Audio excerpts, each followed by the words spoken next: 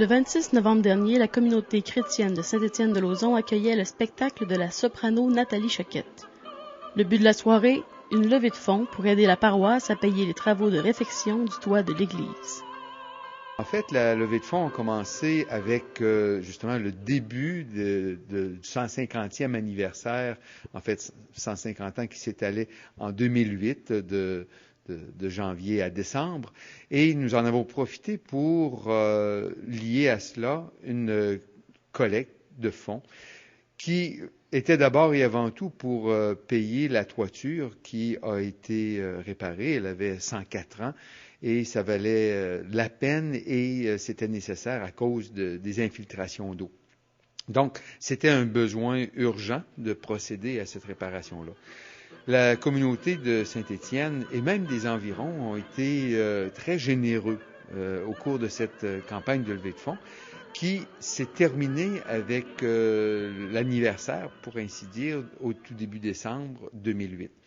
Nous avons évidemment continué aussi parce qu'il manquait encore quelques milliers de dollars et c'est par une activité comme celle de ce soir que nous voulons non seulement recueillir de l'argent, mais aussi rappeler aux gens cette fierté qu'ils ont et qui expriment, dans le fond, ce qu'est une communauté vivante. Monsieur Paquet, à l'heure où plusieurs églises ferment, que ce soit à Québec ou un peu partout au Québec, pourquoi rénover celle de Saint-Étienne?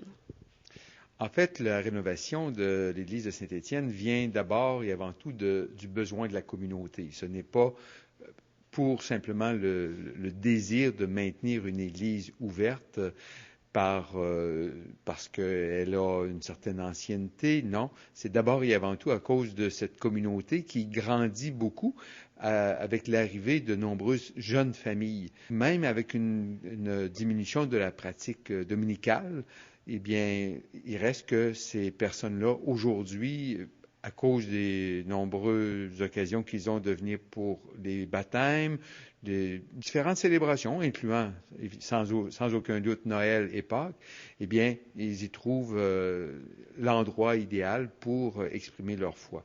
La chanteuse était quant à elle contente de participer à cette cause.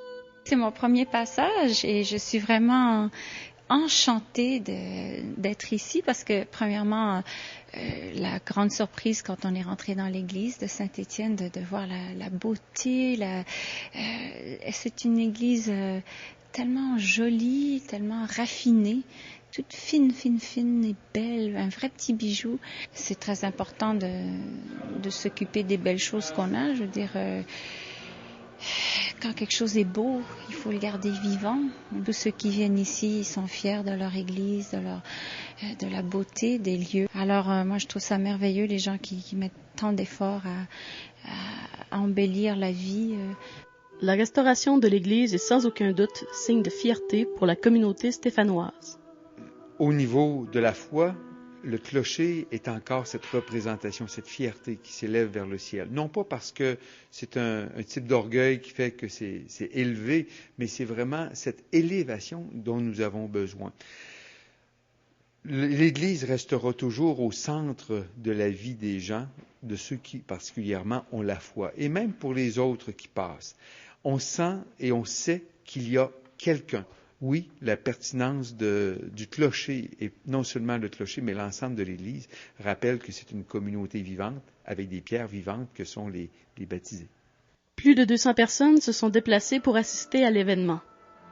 Une occasion unique pour participer à l'effort communautaire pour la sauvegarde du patrimoine stéphanois, tout en affichant sa fierté d'appartenir non pas seulement à une église de pierre ou de bois, mais à une église bien vivante. Linda Paradis pour l'Église catholique de Québec.